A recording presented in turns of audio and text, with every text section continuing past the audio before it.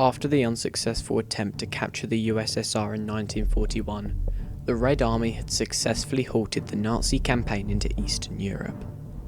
By February 1945, an Allied victory was inevitable, following the success of Operation Overlord, resulting in the liberation of Western Europe. However, it had to be decided as to what would happen to Germany after the war. US President Franklin D. Roosevelt, UK Prime Minister Winston Churchill, and Soviet Premier Joseph Stalin met in Yalta in early February 1945 to discuss how the map of Europe was to be redrawn after total victory was achieved.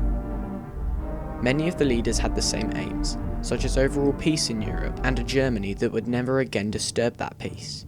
However, there arose some disagreements between the parties, most notably the issue of Soviet influence in the East.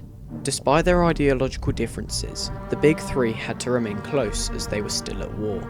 This strengthened the alliance as they shared a common enemy of Nazi Germany. To prevent anything like Hitler's regime happening again, the leaders decided to divide the regions of Germany into 4 zones of Allied influence: the USA, USSR, Britain and France.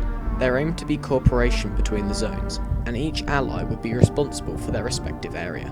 Berlin resided within the Soviet zone, and due to the city's importance, it was agreed for Berlin too to be split into 4. Poland was to gain land from Germany to the west, yet lose some land to the Soviets in the east. Stalin wished for communist governments to control Eastern Europe. However, Churchill and Roosevelt became uneasy about this. They wanted the old democratic Polish governments back in power. It was accepted that the USSR should gain territory in the Balkans. However, the fate of the rest of the countries in Eastern Europe remained uncertain. The attitude to Western Europe was a stark contrast than in the East. All parties agreed on liberation and free elections in the West.